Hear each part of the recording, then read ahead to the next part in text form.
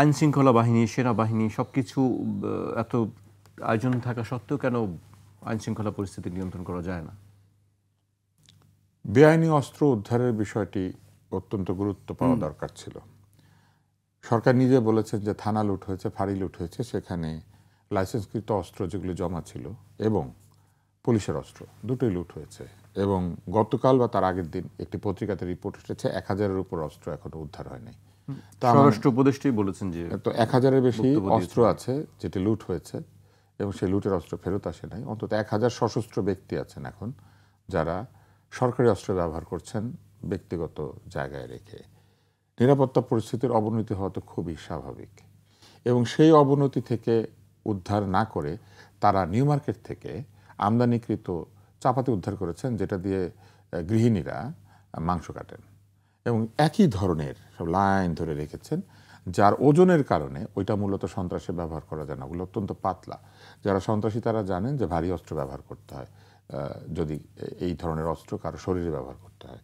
তো এইটা হচ্ছে একটা। তারপর তারা কি করেছেন, ধার করে, বটি ধার করে, দা ধার করে, সে জেনেভা ক্যাম্পে ঢুকে সেই ধারওয়ালাদের কাছ থেকে এইটা উদ্ধার করেছেন। এবং তারপরে তারা উদ্ধার করেছেন ওইখানে কামার আছেন, তারা এই দা বটিগুলা বানান তারা কসাইদের জন্য, এগুলির নামে তারা কিছু লোকজনকে ধরে এনেছেন। অথচ 1045টা আগ্নেয়াস্ত্র বা তার চেয়েও বেশি আছে, সেগুলা উদ্ধার করতে পারেন নাই। তো এটা তো পরিষ্কার বোঝা যাচ্ছে যে এক ধরনের নিরাপত্তাহীনতা রয়েছে। কারণ পুলিশ কি অস্ত্র ব্যবহার করে, উদ্ধার করতে পারছেন না কেন? মানে তারা তাদের সমস্যাটা কি? আপনি বলছেন যে পাথর রাতারাতি 35 উদ্ধার করতে পারছেন না কেন, এই জবাবদিহিতা তো করা যাচ্ছে না। উদ্ধার করতে কেন পারছেন না, এই জবাবদিহিতা তো তাদের নাই। তারা যখন ওখানে বসেন, আমি লক্ষ্য করেছি একজন উপদেষ্টা বলছেন আমার কথা পিছনে শুনতে পান, আপনি শুনতে পান, আপনি শুনতে পান, এইভাবে কে কানে কতটুকু। আমরা তো দেখলাম প্রশাসন চাইলে রাতারাতি পাথর নিয়ে আসতে পারে। উনি কানের ডাক্তার হয়ে গেলেন। হ্যাঁ, কানের ডাক্তার হয়ে কে কতটুকু কানে শোনে ওইটা উনি পরীক্ষা করে তারপরে চলে গেলেন। তো উনি যদি উত্তর না দেন, এই জবাবদিহিতা তো তার করার কথা। তারপরে তারা কি করেছেন, বদলির নামে লোকজনকে ওএসডি এটা সেটা বানিয়ে, দোসর বানিয়ে নানান কিছুভাবে বাহিনীর যে শৃঙ্খলা সেটাকে নানানভাবে ক্ষতিগ্রস্ত করেছেন। বাহিনী এখন চিন্তায় থাকে কাকে গিয়ে চ্যালেঞ্জ করবে। সে বলবে আমি তো অমুক, আমি তো ওয়েস্টার্নে যাই, আমি তো ওখানে খাই। তো এটা তো তারা জানে না কাকে ধরতে গিয়ে সে তাকে কোথায় নিয়ে যাবে। যে কারণে পুলিশ সে আত্মবিশ্বাসের জায়গাতে ফেরত আসে নাই। আইন শৃঙ্খলা রক্ষাকারী বাহিনীকে তার স্বাধীনতা দিতে হবে। সে যদি কাউকে অপরাধী মনে করে আইনের আওতায় তাকে নিয়ে আসার, এবং এই আইনের আওতায় নিয়ে এসে আইনের মধ্যেই তাকে নিয়ে তাকে বিচারের সম্মুখীন করতে হবে তথ্য প্রমাণ সহ।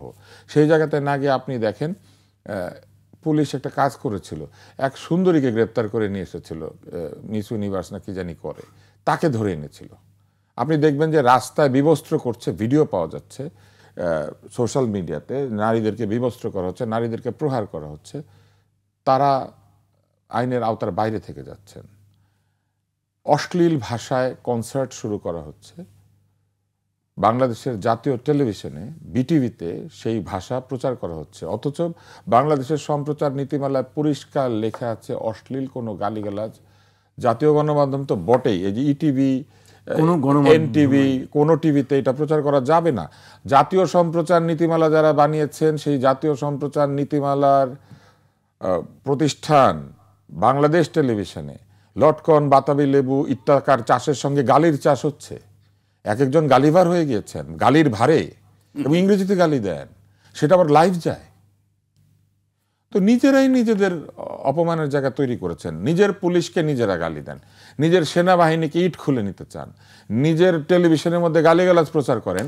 আবার আজকে একটা নতুন সংবাদ বের হয়েছে, ফেসবুকের মধ্যে কেউ যদি উল্টাপাল্টা করে তাহলে ফেসবুককে 300 কোটি টাকা জরিমানা করবে। যে গালি দিয়েছে তার কি হবে আল্লাহ মাহবুদ জানেন, কিন্তু ফেসবুকের জুকারবার্গ 300 কোটি টাকা জরিমানা দিবেন।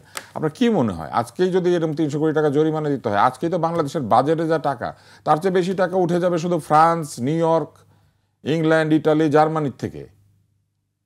কারণ ফেসবুকে তো এই গালিগালাজগুলি আছে, এবং এইটা দিয়েই তো বাংলাদেশের বাজেটকে আগামী 20 বছরের আয় ব্যয় সব হয়ে যাবে, কোনো চিন্তা নাই। এটা হাস্যকর না? জুকারবার্গ 300 কোটি টাকা করে জরিমানা দিবে, আপনি এখানে বসে গালি দিলে, আপনি গালি দিলে জুকারবার্গ জরিমানা দিবে, এটা প্রস্তাব করেছে। তো এই বুদ্ধি দিয়ে অস্ত্র উদ্ধার তো দূরের কথা, এই বুদ্ধি দিয়ে ওনারা ফেসবুক তো পরিচালনা দূরের কথা, ওনারা পাথর উদ্ধার তো দূরের কথা, ওনারা এই বুদ্ধি দিয়ে বা যে ধরনের সিদ্ধান্তগুলো ওনারা দিচ্ছেন সেগুলি দিয়ে ওনারা নিজেরা প্রতিষ্ঠানগুলিকে, রাষ্ট্রীয় এবং সামাজিক প্রতিষ্ঠানগুলিকে দুর্বল থেকে দুর্বলতর করে তুলছেন। পরিবেশ আন্দোলন যিনি করেছেন, সেই পরিবেশ আন্দোলনের লোকজন যদি হইচই না করতো তাহলে এই সাদা পাথর আর উদ্ধার হতো না। এটা উদ্ধার হয়েছে কি সরকারের উদ্যোগে? এটা উদ্ধার হয়েছে কি এই সরকারের মনোযোগের কারণে, পরিবেশ মন্ত্রণালয় ওইদিকে চোখ দেওয়ার কারণে? মোটেও না, ফেসবুক দিয়ে উদ্ধার হয়েছে। তাহলে 300 কোটি টাকা যদি জুকারবার্গকে জরিমানা করেন গালিগালাজ দেওয়ার জন্য, সাদা পাথর উদ্ধার করার জন্য জুকারবার্গকে পুরস্কার দিয়েন আগামীতে। এগুলি আসলে শিশুরাও এরকম ভুল করে না, শিশুরাও এই ধরনের আইন কানুন করে না, শিশুরাও এই ধরনের প্রস্তাব মাথার থেকে দেয় না।